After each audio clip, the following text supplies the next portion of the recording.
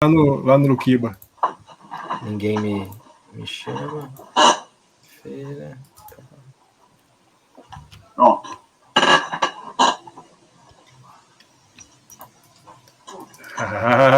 Qual que é essa aí? As coisas mais brasileiras. As coisas que representam o Brasil mais do que futebol e samba. Estamos todo mundo Filtrinho Chico de Rei, barro. então. Filtro de Maravilha. barro, azulejo, o copo de café e o espelho de laranja de banheiro. Agora todo mundo Chico Rei, mas a do Fernandão ainda é a melhor. Chico Mostra Rei aí, sendo Fernandão. representada aqui em larga escala. Aqui, ó. É bom demais, cara. Era bom demais. tão pobre, mas tão pobre que só tinha dinheiro. Serve com bastante para muita gente que nós estamos vendo aí por esses dias. Exatamente. Olha que legal a gente poder começar com essa frase maravilhosa.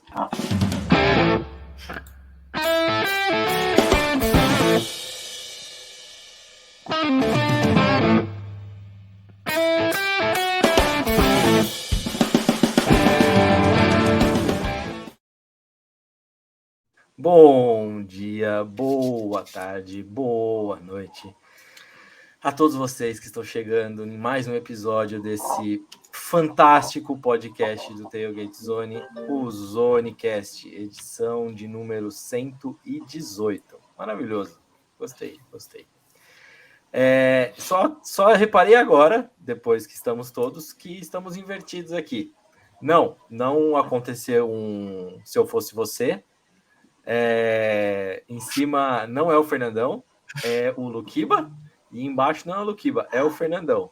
Vamos arrumar isso aqui, porque assim que é divertida. Deixar na ordem certa, eu embaixo junto com o Eric, né? Eu tinha Luquiba, que não deu tempo de eu fazer a arte. Semana passada, Luquiba, eu tive aí embaixo e sei o tratamento que você e o Eric recebem. Percebeu, né? Senti muito de perto o tratamento que você recebe. Que horror, vocês não podem falar assim, isso é tão bom. Eu só queria fazer uma retratação aqui agora, porque a gente tem feito brincadeiras sempre durante os Hoje na História, e na semana passada passou o nascimento importante. Luquiba, parabéns ao vivo agora. Obrigado, meu querido. Obrigado. Meus parabéns, meus para-choques para você. Muita saúde, sucesso. É isso aí. Obrigado, meu querido. Viva Luquiba. É isso aí. Senhores, eu tô meio perdido hoje, tá bom? Não liguem. Essa gravação extraordinária de terça-feira me deixou totalmente perdido. Mas eu queria só lembrar, galera, antes de mais nada, inclusive está passando Estados Unidos e Irã nesse momento aqui.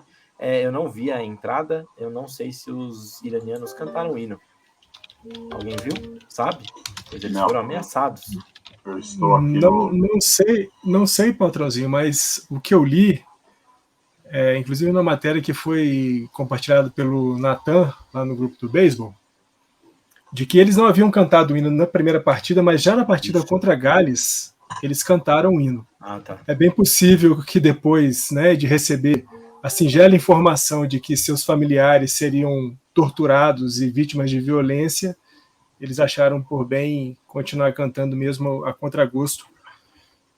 A gente sabe a luta que tem sido do povo iraniano para busca de liberdade, igualdade de condições, sobretudo para as mulheres, né? Então, apoiar esses caras é sempre importante. Exatamente. Inclusive, teve muitas manifestações quando eu estava, logo na hora do almoço, quando eu coloquei, estava zapeando, né? Logo depois do almoço, não, logo depois que terminou o primeiro jogo, né? Os 2 primeiros jogos.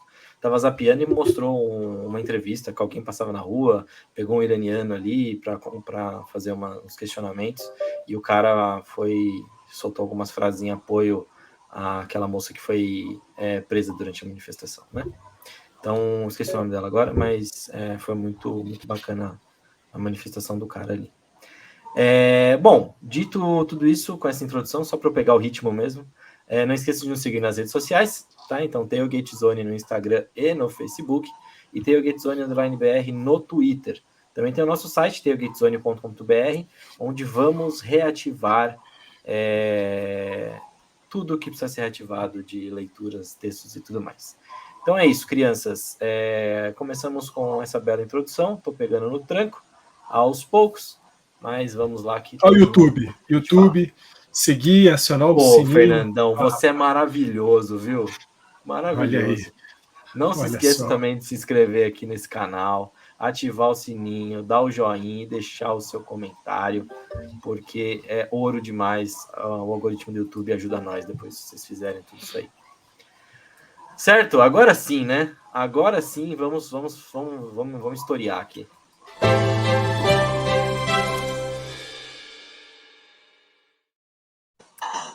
Hoje na história, começamos dezembro. Sim, quando esse podcast está saindo, já começaremos dezembro. Será dia 1º de dezembro. Inclusive, acho que é o primeiro Hoje na História que a gente começa assim certinho com a gravação do podcast, né? Podcast sendo estreado com já mês novo. Mas é isso. Temos a estreia de dezembro. Dezembro ficou por minha autoria, porque tive que fazer uma troca aqui com o Luquiba, mas deu tudo certo. Tudo na paz de já. E vamos falar então de dezembro. 1º de dezembro de 2015, começamos já mais recente. Temos um mega contrato sendo assinado. O Luquiba vai se lembrar muito bem. David Price indo para o Boston Red Sox, 7 anos por 217 milhões. Na época, em 2015, aquele foi o maior contrato assinado por um arremessador. Valeu a pena? Trouxe uma World Series, mas é só o Price que trouxe a World Series? Não, foi o time inteiro lá em 2018. Talvez esse é o contrato mais dinheiro rasgado, tirando o Bonilla, obviamente, mas um dinheiro rasgadinho ali pelo Red Sox, hein? Não achou? Imagina. Red Sox tem histórico de rasgar dinheiro, cara.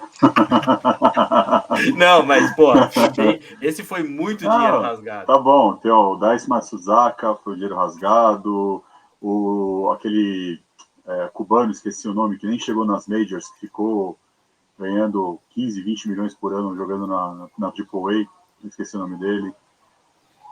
Teve o Panda, teve o Cal Crawford. Bicho, a lista é gigante aí. Você vai falar de dinheiro rasgado de Boston. E tem Boston recebendo dinheiro, mas para dar um jogador fundamental, né? Babe Ruth sai do Boston para financiar uma peça da Broadway, e aí as coisas acontecem como aconteceram. E esse contrato especificamente do David Price, um pedacinho dele foi pago pelos Dodgers, né, Luquiba? Porque na negociação que mandou Mookie Betts lá para Los Angeles, uma condição era que o David Price fosse junto. Boston pagaria a metade do contrato, os Dodgers ficariam com a outra metade do restante do contrato, né? Não desses 217 milhões completamente, mas acho que faltavam ainda uns 30 milhões ou alguma coisa assim, ou 60 milhões. Aliviou a meio. Só eu puxei aqui só para fechar a informação. É o Rusney Castillo. Foi um contrato de 7 anos, 72 milhões de dólares, e ele jogou acho que 5 partidas no profissional. Ele ficou o tempo inteiro na AAA. Então, por isso que eu falo, Boston tem histórico de rasgar dinheiro. Como é bom ter dinheiro, né? Para rasgar assim à vontade, né? É que nem o Mets saiu daqui para frente com o Cohen lá. Que beleza. Beleza, seguindo. 1º de dezembro já trouxe tudo isso. Vamos para o dia 2, então. 2 de dezembro de 2016. Pela 6ª vez em 7 anos, o Joey Votto ganhava o Chip O'Neill, que é um troféu dado para o melhor jogador canadense da liga. Fantástico o Joey Votto, né? Esse ano dele marcou aí grandes marcas ali, tá? Jogou bem mesmo. Um título sem surpresa, um prêmio sem surpresa, vamos dizer assim.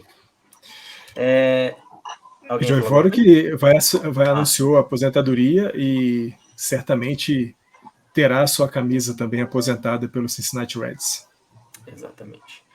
Bom, seguindo então para o dia 3 de dezembro de 2014, recente também, eu gostei muito dessa história, porque eu acho muito engraçado que eu já tenha passado por ela e não tenha colocado. Esse é o 3º dezembro que nós estamos fazendo de Hoje na História. E 3 de 12 de 2014, o astro do rugby australiano, David Pocock, ele foi preso após se acorrentar a uma máquina de escavação por 10 horas.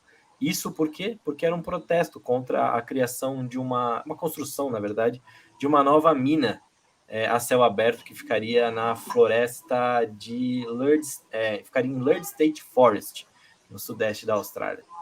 É muito legal a foto, depois vejam nas nossas redes sociais, bem marcante, ele é acorrentado ali dando uma risadinha, e depois ele é preso, ele dá uma risadinha também, Cara realmente ativista, achei sensacional. E em tempos aí de Copa do Mundo, que a gente tá vendo algumas manifestações, é bacana saber dessas coisas. Seguindo, então, 14, que louco, 4 de dezembro de 96, aí vamos lá para o passado. Queria que o Eric estivesse aqui, porque é uma marca do glorioso Magic. Então, o Orlando Magic empatava um recorde negativo, que era menos pontos marcados num jogo. Foi na derrota para o Cleveland Cavaliers em 96, e o Orlando só anotou 57 pontos. Que fique claro, se você olhar na história da NBA e olhar lá para trás, você talvez veja menos que 57. Mas tem um dado aqui importante ser dito. É a menor pontuação desde a instalação do shot clock de 24 segundos. Porque até então não tinha limite para você fazer um ataque na NBA. Então, quando vem de 24, tem limite para fazer e aí, consequentemente, mais pontos acontece. Boa informação, vou ter essa aqui também. Seguindo, 5 de dezembro de 1948. Essa é legal também. Charles Connerly, que era quarterback do New York Giants, ele tem um recorde de mais passes completos num jogo da NFL. Então, ele completou 36 passes de 53 tentados. Isso foi em 1948. Obviamente que essa marca já foi destruída. Ele nem consta mais entre o top 10 de passes completos num jogo. E o recorde de hoje está dividido entre o Jared Goff e o Drew Bledsoe, que jogou lá no glorioso New England Patriots, do glorioso Luquiba. Quem é que falava glorioso mesmo? Eu esqueci agora. Ô, patrãozinho, você vê como que algumas coisas do futebol americano se assemelham ao no-hitter no beisebol, né? Porque hoje o recorde é de 2 quarterbacks bem mais ou menos, e vira e mexe, os no-hitters também acontecem com arremessadores que nunca mais vão fazer nada de relevante na carreira. Então pensar que Jared Goff tem 45 passes completos é um negócio assustador. Jared Goff tá aqui, ó. Olha o safado aqui, ó. Olha o ordinário aqui, ó. Podia até aqui pra botar uma boquinha de capeta nele aqui, ó. Ai, que maravilhoso. Isso é muito bom, isso é muito bom. Esse satanazinho aqui. Mas o Drew Bledsoe não é de todo mal, não, o Fernandão. Na verdade, Luquiba, o Drew Bledsoe serviu para se quebrar e entrar o Tom Brady, não é isso? Não, ele era bem competente, né? Teve o azar de acontecer isso, mas depois ele foi pro Bills e jogou bem lá também. Uhum. Bom, seguindo, dia 6 de dezembro de 1988, a 1000ª vitória na história de Milwaukee Bucks. Então os Bucks ganharam dos Pistons por 109-84 e marcaram aí a 1000ª vitória da franquia. Franquia que ficou bons tempos sem ganhar um título e agora ganhou recentemente com um grande grego maluco. Bucks marcando aqui o nosso hoje na história, né? Porque a última semana de novembro teve Bucks fazendo sua primeira troca na história da franquia, 1968. E em 88, 20 anos depois dessa primeira troca, chegam a 1000 vitórias. Bom, exatamente. E agora em dezembro eles aparecerão mais uma vez. Já tem spoiler aí. Em breve trarei a informação aqui. Beleza. Então, no último dia da nossa semana aqui, 7 de dezembro de 1985, temos o Bo Jackson. Sim, Bo Jackson ganhando o Heisman Trophy, quando ele jogava lá em Auburn. Foi o prêmio de número 51. Eu não sei falar em números cardinais, Fernandão. Desculpa a minha ignorância. 51º. É isso aí. É o primeiro, entendeu? Foi esse aí. Esse é ordinal, né? Cardinal é 1, 2, 3, 4, 5, 6, 7, 8, 9, 10. Não, mas aí ordinal é primeiro, segundo, terceiro, quarto, quinto. Tá. Isso, mas aí era e curiosidade, né, patrãozinho? Bo Jackson, que também foi jogador de beisebol.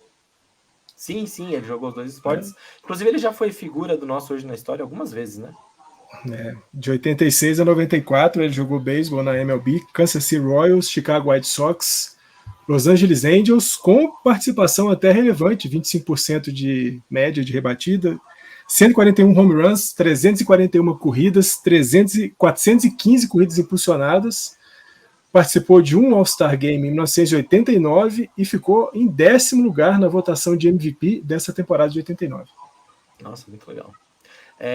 Vou fazer uma pergunta interessante, então, porque a gente está com um tempinho aqui no Jornal da História, só para ficar um pouco mais em cima disso. Vocês acham que a gente vai ver mais um jogador tipo estilo Bo Jackson aí, jogando por 2 esportes? Ou vocês acham que vai ser cada vez mais... Quer dizer, já é difícil, né? Ou você acha que isso vai ser muito, absolutamente possível de acontecer? Eu acho que não vamos ver. A gente pode ver mais, falando de beisebol especificamente, talvez o aumento de jogadores que arremessam e rebatem. Mas a gente vê um cara que joga, sei lá, basquete, joga futebol americano, joga beisebol e futebol americano, eu acho bastante difícil. A exigência, não que a exigência física desses esportes, né, antigamente não fosse também alta, mas acho que hoje o negócio é mais pesado e dependendo do jogador também, né, o contrato pode criar algum tipo de restrição e o cara não vai se machucar tomando um tackle lá no futebol americano que depois impeça ele de rebater ou arremessar no beisebol, qualquer coisa que o valha. A logística não colabora, né? Porque a não ser que você faça que nem o Deion Sanders fez, né, de pegar ali tudo no mesmo estado, né, mesma franquia. Eu acho difícil. Começa por aí. Segundo, o dono do time da NFL não vai querer que um jogador seu seja exposto por lesão em outro esporte. Então, assim, eu acho que fomos agraciados já em ver Bo Jackson, em ver Deion Sanders, mas eu acho que para o futuro, pelo menos nessa configuração, eu acho muito improvável. Concordo com o Fernandão, eu acho que o que é mais provável de acontecer é no beisebol você ter, né, outros jogadores arremessando e rebatendo. Na NFL você pode ter um jogador fazendo dupla função, que não é tão incomum assim, né, mas fora isso eu acho complicado. Profissionalizou muito o esporte também, né? E a grana que rola embaixo cada vez mais dificulta a gente ver essas coisas espetaculares que a gente via. Querem comentar mais alguma coisa sobre hoje na história? Ou a gente já pode começar? Pode ir. A única coisa que toda vez que fala Bo Jackson, eu lembro daquele comercial dele. Ficou vidrado na TV lá. I'm a father, I'm a husband, não sei o que lá. Então, já grudou na cabeça. Bo Jackson já vem acompanhado do 5 Hours Energy pra mim. Esse passava toda hora, todo intervalo da MLB TV era essa desgraça do Bo Jackson. Exatamente. A temporada inteira assistindo essa porra aí. Se eu achar, eu coloco aqui depois. Obrigado. Se eu achar, eu coloco aqui. Boa. I'm Bo Jackson, and I use 5 Hour Energy. Corta, chuta, pegou! Emoção pra primeira base! Não tem o Eric. Eu ouvi o corta... Não, é que dessa vez eu ouvi o corta-chupa. Dessa vez eu ouvi. Eu escutei alguma coisa dizendo lançamento para primeira base. Sabe qual que é essa cena, né? Vocês imaginam qual que é essa? É o Chris Bryant atravessando para o Anthony Rizzo na World Series de 2016. Exatamente. Essa narração para mim é marcante do Roman. Muito absurda. E depois ele continua. Ele fica nessa altura do primeira base, ele fica na primeira base um tempão, e depois ele começa a falar e não para mais. E é emocionante. Mas enfim, não vamos falar de beisebol. Nós vamos falar de hockey. Vamos falar de NHL. Porque, Luquiba, a gente deu umas semanas aí sem falar muito, sem dar muita atenção. E aí nós temos um New Jersey Devils e um Seattle Kraken que estão jogando muito. Não vou colocar os dois na mesma prateleira, mas estão surpreendendo demais essa temporada. Eu anotei alguns dados aqui. Eu queria trazer esses dados para depois a gente começar a conversar. Vamos falar primeiro dos Devils, que eu acho que é o caso mais forte, seria a prateleira maior entre os dois aí. Então, vamos lá. Eles estão com 38 pontos em 23 jogos. Isso significa que eles estão com 19 vitórias. Tem 4 derrotas aí também. Nos últimos 10 jogos deles, eles perderam apenas um jogo. Eles chegaram a ficar com uma sequência aí de 11 vitórias seguidas, muito bizarro. Eles estão com 87 gols já feitos, 51 tomados, que torna esse time o segundo melhor ataque, só atrás de Dallas Stars, e a terceira melhor defesa, atrás de Boston Bruins e Avalanche, exatamente, que estão empatados aí com 47 e eles têm, e os Devils têm 51. Então é um time que tem jogado muito bem. O que eu poderia destacar do que eu cheguei a ver e das estatísticas que você também, se você for olhar, você consegue perceber, não tem um jogador de destaque no time. É um time que está jogando um coletivo muito forte mesmo. Acho que a gente vai falar de coletivo mais para frente também, mas é um coletivo muito bom. Se eu tivesse que destacar alguém dos nomes, daria para destacar facilmente o Vanecek, que tem uma baita de uma temporada, e também daria para destacar o calouro deles, que é um calouro maravilhoso. Nossa, eu até anotei o nome dele, porque é um nome difícil. Eu não vou errar. Fabian Zetterlund. Exatamente. Eu anotei porque eu falei assim, eu não vou errar, porque eu adoro errar o nome desses caras. E também só falar mais um nome, o Doug Hamilton também, que é um defensor que tá jogando bem, e também tem ajudado muito no ataque. Ele tá com 6 ou 7 gols já na temporada, então é marcante. Luquiba, esse Devils vai para frente? Será que depois de termos uma década de 90 e uma década de 2000 muito forte dessa franquia, tendo 3 títulos, agora a gente volta depois desse marasmo que foi no último ano, na última década, vamos dizer assim? Bom, antes de falar vai para frente, eu vou responder em 2 partes. Essa temporada, ok. Para o futuro, não sei. Essa temporada o time está mostrando que já não é mais uma dúvida, já está mostrando que é um time que vai brigar mesmo. Não acho que eles vão manter esse aproveitamento de mais de 80% dos pontos até o final. Eu acho que eles vão ter uma queda, mas é um time de playoffs. Isso já está mostrando que é um time de playoffs. Agora, se daqui para frente vai falar que eles vão voltar a todo ano brigar, eu já acho que já é um pouquinho otimista para falar. Doug Hamilton, saudades dele, né? Faz muita falta em Boston, não tenho o que falar. Mas, cara, é o que você falou, é um time muito bem equilibrado, né? Você tem o Jack Hughes, você tem o Jesper Bratt, você tem o Nico Hirsch, você tem vários jogadores que estão contribuindo. Tem um cara que eu adoro, Thomas Tatar, que tá com uma temporada boa lá também. Então, assim, é um time que é interessante de ver jogar, tá com boa sequência e acho que já consolidou como time de playoff. Como eu disse, vai cair um pouco, né? Porque é muito provável que ele mantenha tem mais de 80% de aproveitamento, mas se não chegar nos playoffs no final da temporada, vai ser uma surpresa para mim.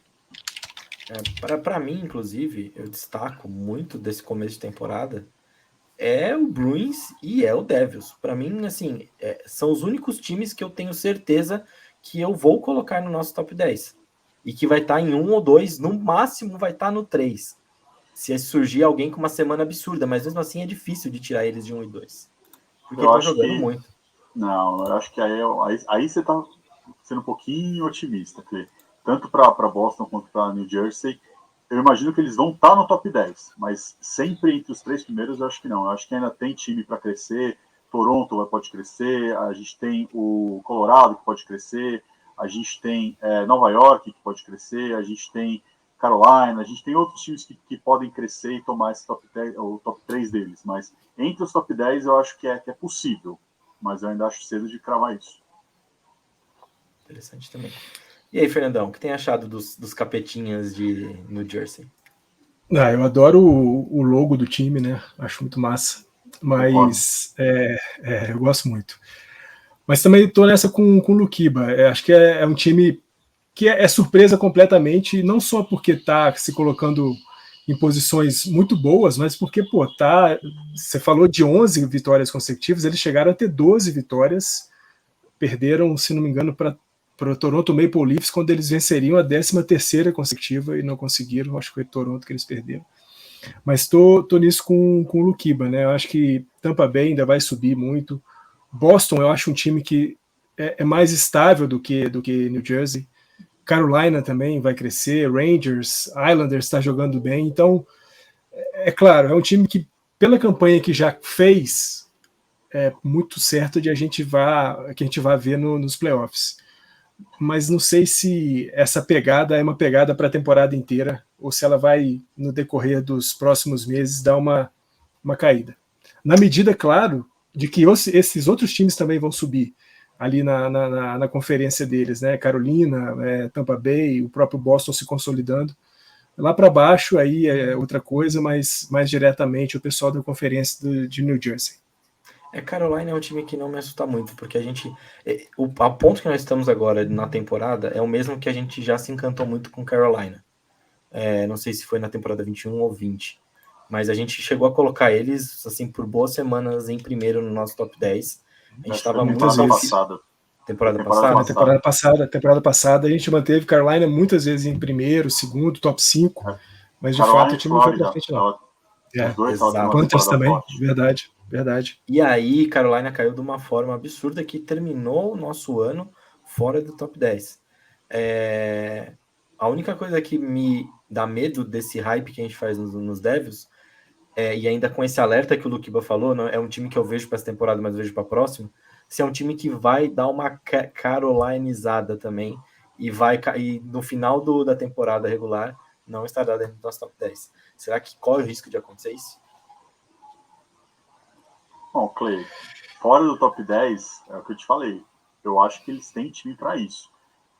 Ele vai cair do top 3, isso eu imagino que vai acontecer, ele não vai sustentar isso até o final. Mas entre o top 10, eu acredito que ele possa levar até o final. Eu não tenho essa dúvida, não. É só essa ponto de atenção que me preocupa com relação a que Carolina já prometeu pra gente e não entregou. Eu só queria dar um pitaco antes de você ir para Seattle. Você falou de Boston, né? Eu balancei um pouco a cabeça porque, assim, Boston, eu vejo falhas nesse time de Boston. Tá numa hype também, tá numa sequência boa, conseguiu vitórias sem os seus principais jogadores, agora, depois que voltou o Pasternak, depois o Marchand, depois o pessoal foi retornando. A defesa do time de Boston já não era boa no passado e perdeu gente, então, assim, a tendência é que não continue dessa forma. Hoje é o time, acho que, menos vazado, se não me engano. Você falou, junto com a Avalanche. Junto com o Colorado. Isso é muito por conta dos dois goleiros. O Boston tem tanto o Swayman quanto o Ullmark, os dois estão fazendo temporadas fortes. Mas a defesa é uma peneira. E os jogos que o Boston perdeu mostrou isso. E só queria falar, uma marca que eu acho que vale a pena comentar. O Boston está com 12 vitórias seguidas em casa. Isso é a maior marca da NHL para um começo de temporada. Sim. Você falou do Ullmark, bem lembrado também. Ele é o goleiro número 1 em GAA, que é o Goals Against Average. E se eu não me engano, ele também está no top 3 de saves. Acho que 95 pontos alguma coisa. Eu não lembro agora de cabeça. Eu lembro que eu vi também isso. Realmente é uma temporada marcante do Ullmark. E goleiro, que era um problema pro Bruins, né? Sim. É interessante ver isso. O Tuukka Rask começou a se machucar. Exato. A gente ficou, e aí? Né? Demorou. O próprio Ullmark ano passado não foi tão bem assim. Uhum. O Swayman foi melhor do que ele, né? Tanto que até o pessoal falou: por que você está pagando o cara? Deixa o Swayman. Não. Essa temporada ele mostrou que o cara só precisava ter uma temporada tranquilo, né? Porque ele não tinha isso em Buffalo, né? Ele não tinha essa estabilidade lá. Em Boston já tem um pouco mais de estabilidade, então está começando a mostrar o potencial dele. Então eu acho que está bem servido com esses dois goleiros. Mas a minha preocupação é a defesa. Defesa, só tem ali o McAvoy, e eu acho que é pouco para se aprofundar nos playoffs. Eu acho que Boston é aquele típico time que pode cair cedo nos playoffs. Precisa ver também, né, Luquiba? Ainda temos uma trade deadline aí. Nunca se sabe o que pode acontecer. Boston, às vezes, pode voltar a querer ganhar um pouco mais aí. Faz tempo, né? Qual foi o último título mesmo? 2011. Faz tempinho já. Pelo menos eu vi um título, cara. Eu tô feliz com isso. Eu vi um título. Um bicho chato, rapaz. É Boston, né? Pô, você acha que eu vou deixar passar? Mas enfim, beleza. Vamos falar de outro. Olha só, pai, tirando onda. Vamos falar de outro time. Esse eu acho que já tem mais probabilidade de nem aparecer no top 10. Mas enfim, é um começo de temporada marcante. A gente já comentou como uma surpresa da temporada. Mas vamos falar um pouco mais desse Seattle Kraken, porque temos um calouro ali, o Matt Beniers, que tá jogando muito. Acho que é o melhor calouro agora, se a gente tiver um recorte da temporada desse início, é o melhor calouro que a gente tá vendo na NHL. Eles são o segundo no Oeste. Melhor sequência, estão com a maior sequência de vitórias agora atualmente. É a maior sequência de vitórias, 5 vitórias consecutivas. E são 8 vitórias nos últimos 10 jogos, sendo que dessas 2 derrotas, uma derrota foi na prorrogação. Outro detalhe, já que a gente falou de ataque e defesa deles também, então é o 10º melhor ataque da liga e a 6ª melhor defesa da liga, tudo isso em pontos. Interessante também, é um time que surgiu ano passado, que fez um draft totalmente diferente do que a gente imaginava e totalmente diferente do que o Vegas Golden Knights fez. Exatamente. Então eles trouxeram uma ideia de draft totalmente diferente, pensando mais para o futuro, não quero tentar ganhar agora, que nem Vegas fez, e só tá tomando na cabeça, e eu tô dando risada. Mas é uma surpresa agradável para essa temporada, para um time que surgiu ano passado, né? Então, quando eu respondi para você em 2 partes do Devil, era nesse ponto que eu queria chegar. Porque Seattle já é, para mim, o oposto. Esse ano é uma incerteza, mas o futuro é um time promissor. Belíssimo. Uhum. Você entendeu? É o que você descreveu. Eles fizeram o draft de expansão não pensando vamos ganhar agora ou vamos ser competitivo agora. Eles fizeram foda-se essa temporada, foda-se ano que vem, vamos montar uma base ali, começar um teto e começar a ter, né, um caminho para trilhar, que normalmente são os que as franquias fazem, né? Não quer começar já a todo custo. E aí eles começaram com várias peças interessantes. Você falou, né, do Berniers, que foi a escolha, acho que do ano passado, a primeira escolha deles. Tem aí o Shane Wright, que foi a escolha desse ano, que para mim era o melhor center do draft. Ele caiu no colo deles, né? Porque a gente estava especulando que fosse ou para Montreal ou para New Jersey, e aí ele caiu para 4. Então eu acho que assim, é um time que tem peças excelentes. Eu gosto demais do Eberle, eu gosto demais do Jenny Schwartz. É uma linha que eu acho que ainda tem bons anos ainda aí para render. E eu acho que é um time que esse ano eu ainda não acho que é time de playoff. Esse ano eu ainda acho que ainda patina um pouco para chegar lá. Mas a partir do ano que vem a gente vai ver esse time brigando aí pro playoffs. Quem sabe chegar lá. Burakovsky, né? Burakovsky é a adição fundamental aí para esse time. Até quando eu vi quando o Burakovsky saiu do Avalanche e foi para Seattle, eu falei, putz, o Burakovsky vai emburacar a carreira dele, mas parece que não. Parece que as coisas estão dando muito certo lá para os lados de Seattle. E acho que o lance do Seattle é o seguinte: divisão de Pacífico fraca esse ano. Bem fraca. Muito fraca. Esse ano não, os últimos anos já tem sido meio fraca. Também tirando Vegas, mas fraca. Assim, mas esse ano talvez você pensa aí nos 2, Edmonton e Calgary, que podem ainda tentar alguma coisa para cima. O que eu acho que Seattle vai ter que precisar fazer é mirar um pouco para St. Louis Blues, porque talvez seja o grande adversário em wildcard para o time do Seattle. Então, não sei se eles vão se sustentar ainda entre as 3 melhores classificações da conferência, da divisão, para poder ir diretamente, mas eu acho que Seattle, a gente pode até ver ele caindo no nosso TZ Top 10, talvez até saindo do TZ Top 10, mas a gente vai ver Seattle nos playoffs. Eu ainda tenho minhas dúvidas. Eu acho que é um começo de temporada marcante, a gente não pode deixar de falar isso. E é muito complicado também a gente ficar com essa história de não sei, parece que está gorando o time, mas não. É que se você olha elenco, se você olha preparação, eu vou usar até, vou parafrasear eu e o Luquiba no draft da NBA de 2020, da transmissão, que eu estava revendo hoje, que a gente falou, é um time que vai criar casca junto ainda. Então, vai faltar essa casca, talvez, quando o negócio apertar lá próximo do encerramento da temporada regular, e pode, sim, acabar caindo para outro time que tem mais experiência, acabar entrando nos playoffs. Não é torcer contra, seria maravilhoso ver o Kraken fazendo isso. Mas, enfim... O Fernandão é uma surpresa.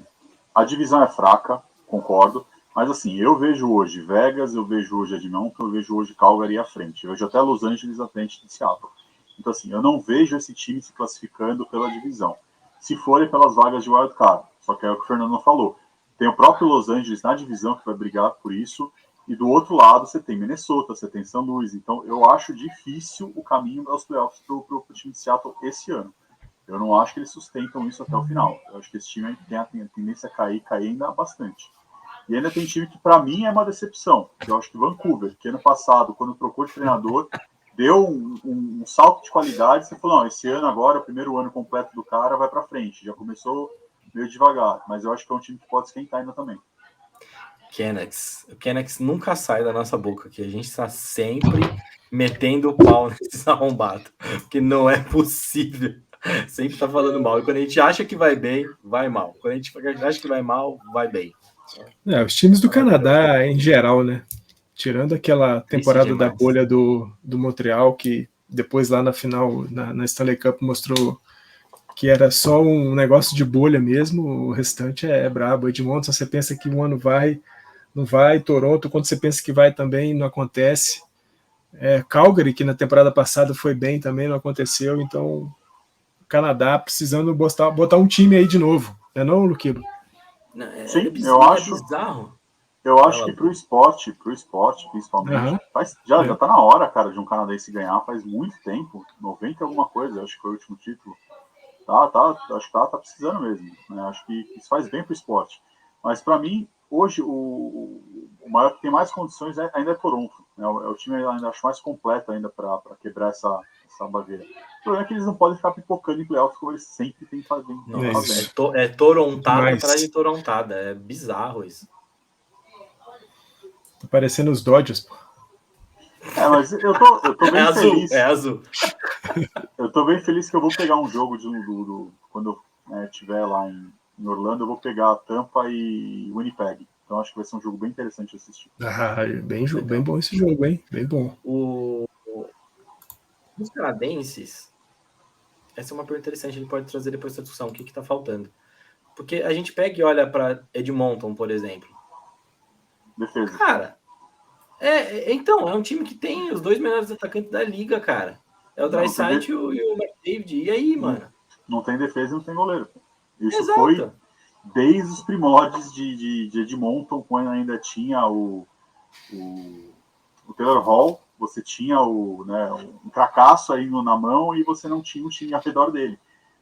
Investiu 3-4 anos seguidos em ofensiva e você tinha uma peneira atrás. Então não adianta você marcar 3-4 gols por jogo se você vai tomar 5-6.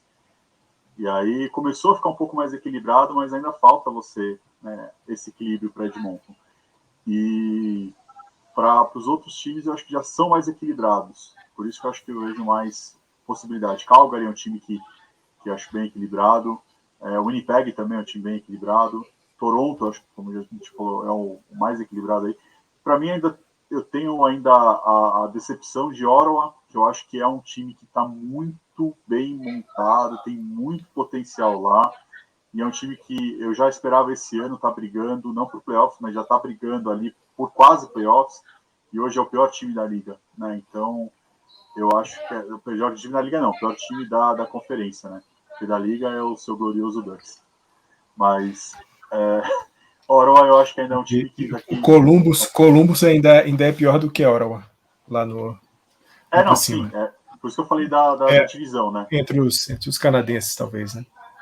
Não, sim. E na divisão atlântica ele é o pior também. Mas eu acho que o Ottawa é um time que tem capacidade para estar brigando. Né? Então, assim, é um time que eu acho que ainda também pode mudar a história aí. Olho nos canadenses, olho em Devils e olho nesse Kraken para a gente ver o que vai acontecer para o resto da temporada. Senhores, saindo da NHL, saindo do gelo, vamos dar nos arremessos e nós vamos começar aí com a NBA, não arremessos de beisebol, arremessos de basquete. Vamos começar falando de uma marca que vai mexer com emoções do Fernandão, por conta de quem é igualado. O Zubat jogou o jogo da vida dele contra o Indiana Pacers, mas foi o jogo da vida no domingo à tarde. Enfim, o desgraçado fez 39 pontos, 29 rebotes e 3 tocos. Só isso. Responsável total pela vitória para cima dos Pacers. E aí eu trouxe algumas marcas interessantíssimas dele com essa pontuação. Que é o primeiro jogador dos Clippers, desde o Michael Cade em 88, a conseguir 29 rebotes. desde 88. Tem muito tempo. Não que o Clippers também seja uma puta franquia relevante, né? Mas, enfim. Sempre foi uma porcaria de franquia. Com todo respeito, se existe algum torcedor brasileiro do Clippers, mas sempre foi uma porcaria de franquia e ganhou um pouquinho de notoriedade de 5 anos para cá, podemos falar assim. Sempre foi uma porcaria de franquia. O Clippers é o Mets do Yankees, é isso. Não, ainda o Mets eu acho mais relevante. O Mets ainda é relevante. Que merda, né? Eu diria que é o Angels do Dodgers. Boa. Mas eu acho que o Angels também é mais relevante ainda. Não, eu acho que tá no patamar ali. Ai, meu Deus, beleza. Ele é o terceiro atleta da NBA a ter pelo menos 31 pontos, 29 rebotes e 3 tocos em uma única noite. E aí o último a conseguir fazer isso, adivinha quem foi, Fernandão? Quem? O homem, a lenda. Kareem Abdul-Jabbar. O careca de óculos, o homem do gancho. É isso. Ele mesmo. Então ele foi o último que fez isso, então já tinha muito tempo também que não acontecia algo uma noite como essa. E é o terceiro atleta. Então, quando você for procurar Kareem Abdul-Jabbar, você vai ver o nome de Ivica Zubac ali encostado. Na mesma prateleira dele ali. Ai, brincadeiras à parte, ele também é o quarto atleta da NBA nos últimos 10 anos a ter pelo menos 30 pontos e 25 rebotes. Quem foram os outros 3? Só nomes como Anthony Davis, LaMarcus Aldridge e sim, como o Eric ressaltou na semana passada, Dwight Howard. O cara sim foi. Quem começou a ver NBA mais recentemente, viu só o fim de carreira dele, não tem noção quanto esse cara foi o melhor pivô da liga e quanto ele é relevante. Mas esses nomes são gigantes e o Zubac está do lado. Que coisa bizarra, mano. Eu assisti esse jogo, eu queria chorar. Eu não pude participar, né, da última discussão, mas para quem não conhece, ele foi o melhor pivô pós-Shaquille O'Neal. Então, assim, o cara é muito relevante para o que ele fez. Exatamente. E falando em Dwight Howard e Shaquille O'Neal, os dois tiveram uma tretinha, né, essa semana, né? O Shaquille O'Neal tá jogando lá em Taiwan. Isso, e Shaquille desdenhou das médias dele lá em Taiwan, dizendo que ele tá jogando contra homens de 1,70m, que ele tinha que fazer zilhares de pontos por jogo. E aí o Howard defendeu os companheiros e falou: não, respeita os caras que jogam aqui comigo, porque o pessoal também tem seu valor. Mas o patrãozinho, Luqui, você falou do Ivica Zubac, ex-jogador dos Lakers, né, também, mais um ex-jogador dos Lakers. Que absurdo, né? Que, claro, não vai fazer 31 pontos e 29 rebotes todo jogo, lógico que não. Mas consegue fazer. Consegue fazer. Aí vai colocar o Kareem Abdul-Jabbar para trás, não vai ficar nem mais na mesma prateleira do Kareem. Mas consegue fazer um jogo muito mais relevante do que do tempo da passagem dele pelos Lakers, né? Isso aí não é só ele, né? O Kyle Kuzma da mesma forma, o D'Angelo Russell da mesma forma, o que está lá em Pelicans, o Brandon Ingram da mesma forma. Então, assim, os Lakers nas últimas temporadas têm sido um assassino de jogadores, né? Que os caras passam por lá, não conseguem mostrar nada, seja porque, de certa maneira, LeBron James sufoca um pouco o jogo, mas também porque o front office é horroroso, os técnicos últimos também são horrorosos. Luke Walton, não conseguia tirar nada dos caras, então é uma pena que os Lakers tenham perdido oportunidades com caras assim que não são fodas, mas são importantes para compor um time, coisa que o Lakers hoje precisa, né? Porque não tem. Mas eu acho que, Fernandão, acho que aí é culpa do próprio sucesso, né? Porque assim, você pega uma franquia que não era uma franquia elite, era uma franquia que era uns patinhos feios, aí você tem ali com o Buzz, né? Ali comprando e aí colocando esse time para frente, e aí virou o Lakers Show, Showtime, isso, aquilo.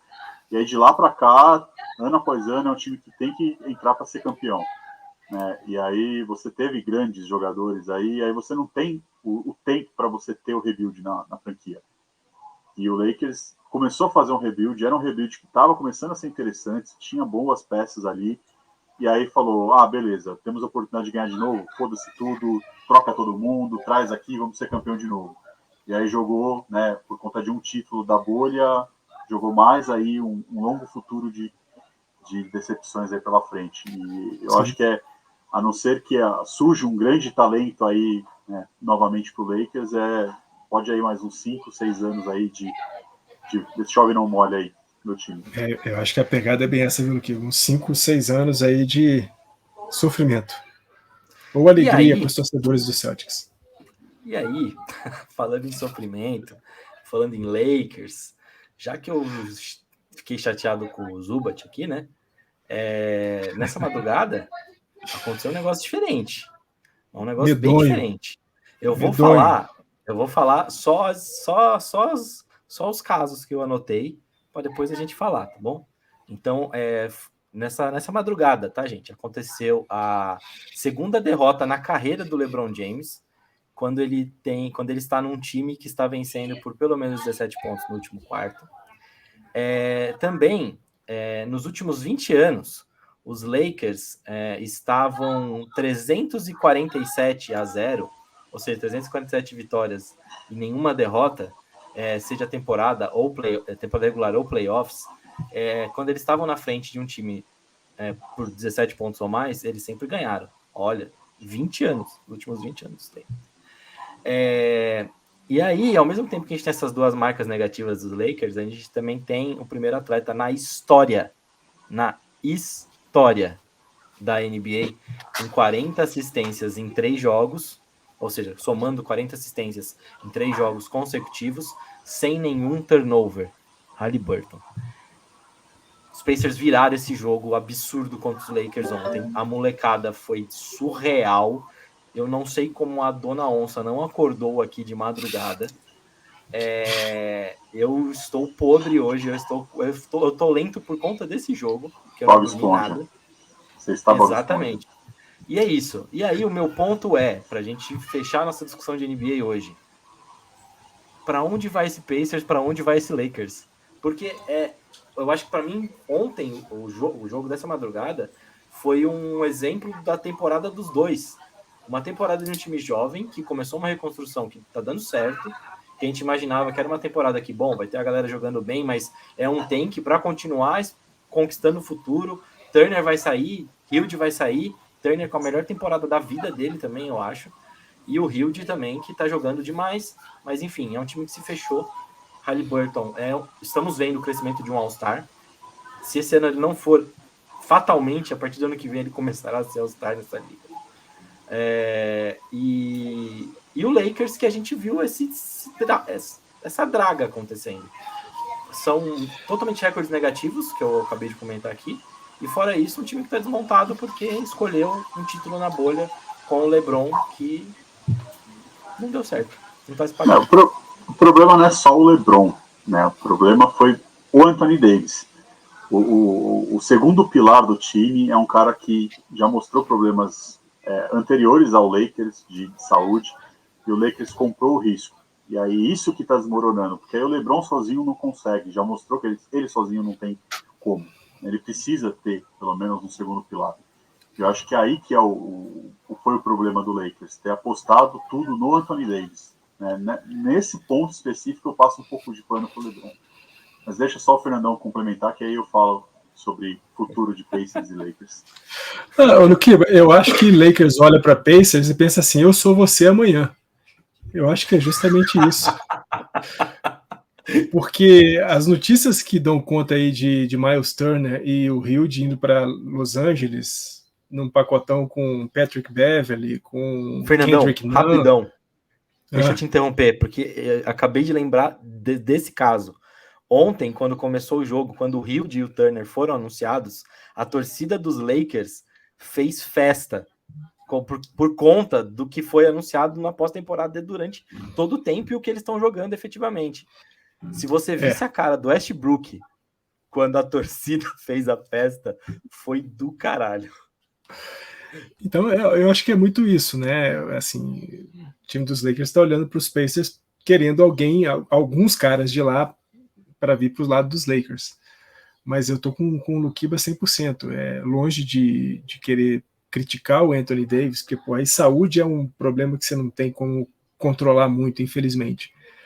mas quando os dois, LeBron e Anthony Davis, conseguem uma sequência razoável de jogos, a gente vê um time muito, muito, muito melhor, um time dominante, um time que é até, de certa forma, capaz de brigar ali com as maiores forças da NBA hoje.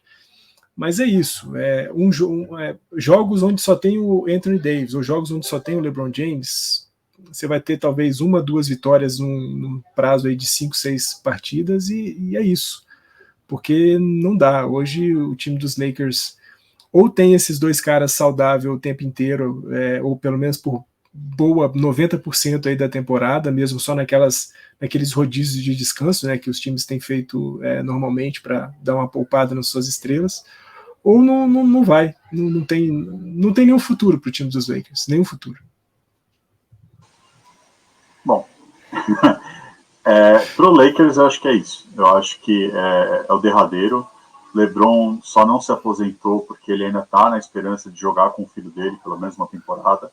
Então ele está se arrastando para isso. Mas pro Lakers não adianta. Tem que apertar o botão reset, tem que ainda tentar capitalizar um pouco, se ainda consegue, de repente, mandando o Anthony Davis para algum contender, alguma coisa assim do tipo, uma troca, né, meio que mandrake, ou dar o buyout pro cara e vamos começar do zero, limpar a folha salarial e quem sabe daqui 2, 3 anos ter um time competitivo de novo. Eu acho que o caminho é um pouco mais complicado para Lakers. Para Indiana, eu falei para você, para mim ele era o favorito nessa temporada a ter a primeira pick. Eu via o time de Indiana com um time de muito potencial, mas é o que eu falei para você, eu imaginava que o time falar, beleza, mais um ano sendo, né, o tanque não vai fazer mal porque é um draft que você pode tancar. E aí quando a gente pensava nos piores times, a gente pensava em Orlando, a gente pensava em San Antonio, a gente pensava em Detroit e Indiana. E aí você vê Utah. Aí você vê hoje Detroit é o pior time, junto com Orlando e junto com Houston, que para mim é uma surpresa, porque pelo draft que fez, eu acho que Houston já poderia estar um pouquinho acima deles. E San Antonio está também na mesma prateleira. E aí você vê Utah começou quente, agora está voltando à realidade, e Indiana começou quente e continua quente. Então, assim, hoje eu já acho realista você falar que o time de Indiana pode beliscar uns playoffs. Eu já não acho insanidade você pensar isso. Se você falasse para você há 20 jogos atrás, você ia falar, você tá louco. Hoje eu já não acho loucura pensar nisso. Eu não acho que é time para entrar direto nos playoffs. Eu ainda acho que é time para play-in. Mas eu não vejo, né, como esse time não pode crescer para chegar a isso. E para a Indiana eu ficaria bem feliz se eu fosse você, Cleber, porque as peças que tem é time que, se chegar lá, pode dar trabalho. Porque a gente sempre foi, né, fãzaço do Haliburton. Eu não lembro se na transmissão eu falei boas coisas a respeito do Haliburton, mas eu lembro que depois, quando a gente fez um balanço do melhor e do pior no draft, aí eu falei, porra, cara, pra mim o Sacramento ter pego o Haliburton foi o melhor pick do draft. É um cara que, né, muito potencial e se caísse no time certo ia desenvolver isso. Né? Então, eu gosto bastante dessa formação. Eu ainda acho que se eu fosse os donos ali de Indiana, eu ainda segurava o Turner, porque para mim é um dos caras mais não conceituados dessa liga, porque todo ano tem rumor de troca em cima do cara e o cara é um monstro. Eu queria muito ele no Boston, né? Até a gente conversou isso lá atrás, e o cara não tem por que você ter uma peça dessa e você querer falar, não, vamos trocar, vou pegar outro quem já mandou ali o Saboninho embora, né? O problema agora dele tem que segurar. Era um ou o outro, né? Então, assim, você ia mandar ele embora para ficar com o Sabonis. Você já mandou o Sabonis embora, não tem sentido você mandar o Turner embora. Investe no cara, fala, meu, beleza. Você é um cara identificado com a franquia, você é um cara que tá rendendo, joga bem no esquema do Carlisle, então, assim, não tem por que você não apostar no cara. E outra, né? Defensivamente, ele é melhor que o Sabonis e ele tá fazendo por valer. Eu mandei para vocês a diferença, né? De quando o Turner tá em quadra e quando ele não está em quadra, como é a defesa dos Pacers. É 10 pontos de diferença. Sim. É gritante. Então, assim, ele é um cara que tá... E essa temporada dele tá realmente especial. Se você pegar para ver, eu acho que ele nunca fez nada, nem nos tempos que não tinha Sabonis, no tempo que ainda tinha Paul George jogando com ele que o Paul George para ele é um ídolo, tal. Ele sempre falou que foi um prazer ter jogado do lado do Paul George. Eles são amigos ainda, se falam bastante. Ele não tinha temporadas como ele está tendo agora. Então, assim, realmente, quem puder, assiste o joguinho do Turner, só para ver. Não seca, não. Só assiste, porque ele tá diferenciado mesmo esse ano. E só para fechar esse ponto, sobre o jogo, eu não queria que a gente levasse o jogo como final de carreira de LeBron, ou que a gente ia meter o pau no LeBron. Você falou que ele tá se arrastando para jogar com o filho. Se você pegar individualmente jogadores dos Lakers, todos eles foram bem. Lakers, Anthony Davis, Russell Westbrook, todo mundo foi bem. O que aconteceu foi uma pane mental no último quarto. Isso para mim é muito mais comando, é muito mais técnico, que é um técnico estreante, do que só os jogadores ali. Mas Acho, Lakers patrão, tá fraco. Esse Lakers tá fraco de qualquer jeito. acho que especificamente no jogo e mais pontualmente para a cesta do... Como é que é o nome do menino? Nembhard. Como é que é? Andrew Nembhard. Nembhard. O LeBron James deu uma esnobada no moleque. Se o LeBron James estivesse numa marcação um pouco mais justa, talvez ele não tivesse espaço para poder fazer o arremesso. O LeBron James abriu, deixou o cara aberto para poder fazer isso. Na moral, você viu o passe que o Haliburton deu para ele? O LeBron estava mais preocupado com o Haliburton do que com o Nembhard. De fato, era isso.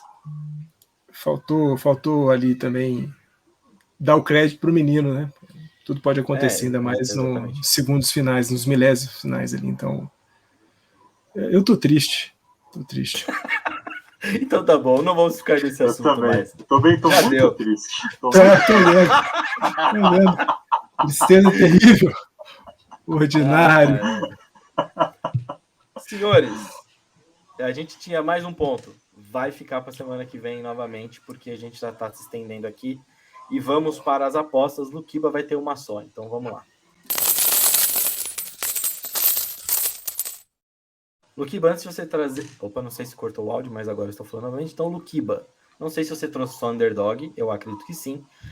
Mas aproveitar as apostas só para comentar que os Estados Unidos está ganhando de 1-0 do Irã na Copa do Mundo, e a gente tem feito muitas apostas de Copa do Mundo, e eu tenho perdido muito dinheiro por conta disso. Mas vamos para os nossos esportes americanos. Vai lá, Luquiba, o underdog dessa semana. Bom, meu querido, eu sou sempre da linha win big or go home, né? Eu não me contento com aposta segura, eu vou naquele lado, tipo, a zebra zebrona mesmo. E para mim, nessa rodada aí, a maior zebra que pode acontecer é a Houston ganhando em cima de Cleveland com a estreia do Deshaun Watson. Acho que essa zebra vai ser uma zebra fantástica de acontecer. Nossa, melhor história possível, Luquiba. Porque o time de Houston é uma draga, tá com problema em todos os setores, aí trocou o quarterback, piorou, e aí você vai com todos esses problemas para Cleveland, que veio de uma vitória, eu acho que até surpreendente em cima de Tampa, e com o quarterback novo, com aquela moral toda, e aí você vai e passa o trator dos caras. Então, para mim, aí a zebra vai ser Houston em cima de Cleveland. Eu vou colocar umas apostas aqui depois para vocês validarem. Eu não validei quanto tá agora, tá? Mas no começo da semana não, no final da semana passada, né, na sexta-feira, eu fiz apostas de longo prazo na NBA. Eu fiz, e uma delas me marcou muito, técnico do ano. Eu meti o Carlisle. Eu meti porque estava pagando 1-100. Eu apostei R$5, ou seja, R$5. Alguém fez gol. Mas enfim, tá pagando 1-100. Eu coloquei R$5. Então, ou seja, se eu ia ganhar 455, né? Contando o que eu já apostei, 455 se ele for o técnico do ano. Não, 495. 495, isso, desculpa. Só que aí eu falei assim, puta, eu sou uma pessoa que é um pouco ansiosa. Aí eu fiz o cash out na aposta para poder apostar no final de semana nos jogos da Copa. O cash out me deu R$40 por conta do último retrospecto dos Pacers. Então, assim, eu acho que eu colocaria ali uns R$3, viu, se eu fosse vocês. Não sei não vai se esse time continuar assim. Eu fiz a mesma coisa que você, eu apostei no Banchero sendo O Rookie apostei 10 e já deu cash out também, que estava pagando 40 e pouco já, e o máximo que eu ia ganhar é 50, então eu falei, beleza, eu dou o cash out mesmo e vamos ser felizes. O próximo cash out que eu vou dar vai ser no... Eu coloquei o Matt Ryan ganhando como sexto homem e como Rookie of the Year. Coloquei os dois. E o pior é que, assim, eu não sabia que as odds eram boas para sexto homem e que ele poderia realmente concorrer a sexto homem. E do jeito que ele tá fazendo, saindo do banco sempre pontuando 30 pontos, 20 pontos, existe a possibilidade, é viável. Eu sei que não é aqui, porque, assim, Irã continua perdendo dos Estados Unidos e Inglaterra ganha de Gales. Mas, enfim, essas são nossas apostas. Tem mais alguma, Kiba? Da Inglaterra, então foi isso. Temos alguma aposta? Acabou, fechamos aqui. É que aí tem que ser com o Eric das apostas mais estudadas, tá? Eu sou o fanfarrão, eu dou aquela aposta que é tipo, que é a brincadeira, mas que vale a pena você arriscar R$1, porque se você acerta, você ganha 10, 15.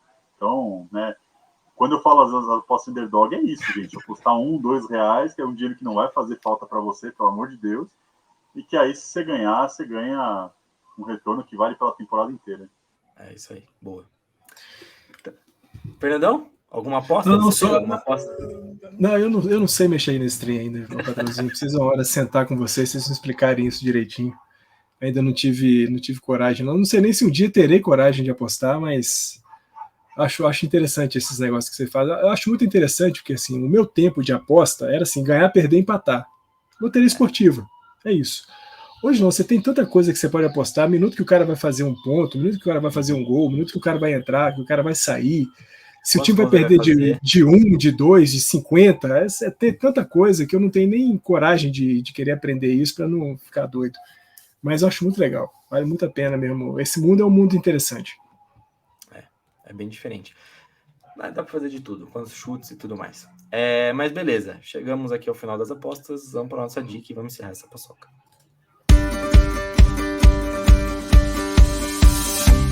Seguinte, para a dica desse episódio, para ficar na NBA ainda, ficar gostoso na NBA, um documentário, /filme, enfim, que está na Star Plus, que é sobre a história de vida do Dwayne Wade, The Wade, A Life Unexpected. Eu assisti faz umas 2-3 semanas, é de 2020, eu demorei muito para assistir, porque o Dwayne Wade é um cara que eu gosto muito na NBA, nunca escondi isso. Eu fiz um texto quando ele se aposentou. Eu fiz pro Novitz também, mas eu fiz quando eu fiz pro D-Wade, fiz pro D-Rose. Então, esses caras que costumam me marcar, eu costumo fazer um textozinho. Então, quando ele se aposentou, eu fiz um textozinho também. E o último jogo dele foi impressionante.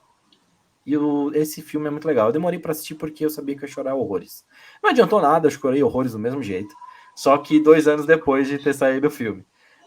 Mas recomendo, é bem legal. Você vai ficar com ódio dele no meio do caminho também. Você vai falar que filho da puta, que ele fez isso, na questão do divórcio e tudo mais. Você vai ter uma leve raiva dele nesse sentido. E torcedores de Miami também vão ficar bem putos com Miami.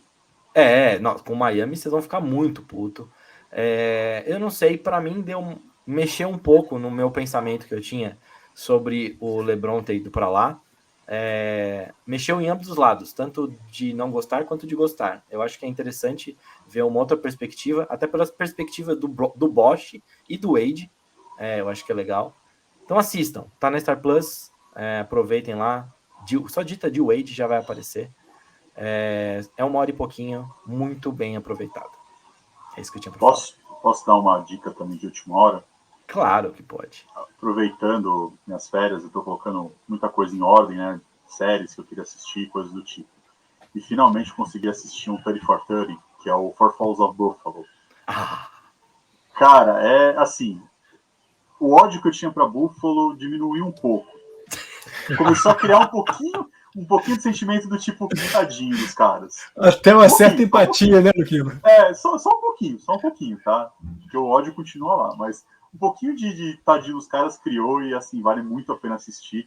Ele conta as 4 idas seguidas de Buffalo ao Super Bowl e as 4 derrotas seguidas, né?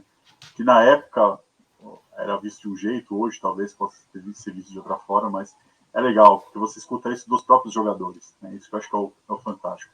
E até tem lá o seu grande ídolo, Frank Wright, fala bastante, né, a respeito desse documentário. Então, acho que vale a pena. Tá na Star Plus também. Que é a maior virada em playoffs, Sim. essa aí do Frank Wright, quando ele entra Exatamente. substituindo o Jim Kelly. É marcante esse jogo também, é marcante. Aí o segundo maior é do Colts, né? Bizarramente, ganhando lá dos Chiefs, com o Jamal Charles no seu auge, só que precisou sair no meio do jogo. Enfim, boa dica também, Luquiba. Eu acho que a gente nunca falou de Four Falls of Buffalo aqui, então eu vou deixar ali também. Tá na Star Plus também, uma vantagem. Antes era mais difícil de ver, porque era pelo aplicativo da ESPN, era mais chato. Agora no Star Plus tá facinho também, digita lá Buffalo, já vai aparecer para vocês. Então, beleza, meus queridos. Pessoal que tiver com mais tempo também, esse documentário está passando antes dos jogos da NFL, de segunda e de quinta-feira. Bem lembrado. Eu peguei alguns pedacinhos dele na ESPN mesmo.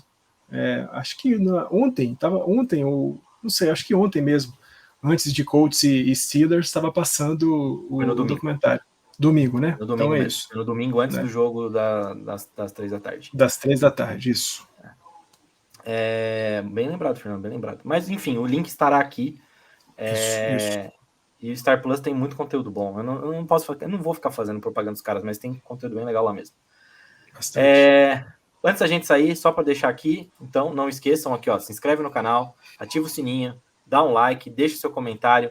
Isso é muito importante para nós. E do mais, Fernandão, Luquiba, foi muito bom estar com vocês, foi muito bom conversar com vocês. Aquele efusivo abraço e a gente se vê na semana que vem com mais ligas americanas, com mais papos interessantes. Semana que vem, já vou deixar o spoiler aqui, a gente vai perguntar se o Matt LaFleur deveria bancar o Aaron Rodgers ou não. Vamos discutir sobre isso semana que vem. Quer dizer, eu vou soltar o spoiler, mas pode ser um spoiler que eu corte também, de repente. Pode ser que eu deixe o spoiler, mas a gente nem fale semana que vem também. Por quê? Porque vai que Green Bay joga bem e o Aaron Rodgers joga maravilhosamente bem. Eu não vou puxar esse assunto. Eu ia puxar esse assunto essa semana porque era oportuno puxar. Mas enfim. Tem que chamar o Teteu para poder falar disso. Tem que chamar o Teteu para falar disso também. Chamar o Rafik também. Chamar os dois para eles ficarem putos, raivosos. O Rafik é amendoim demais.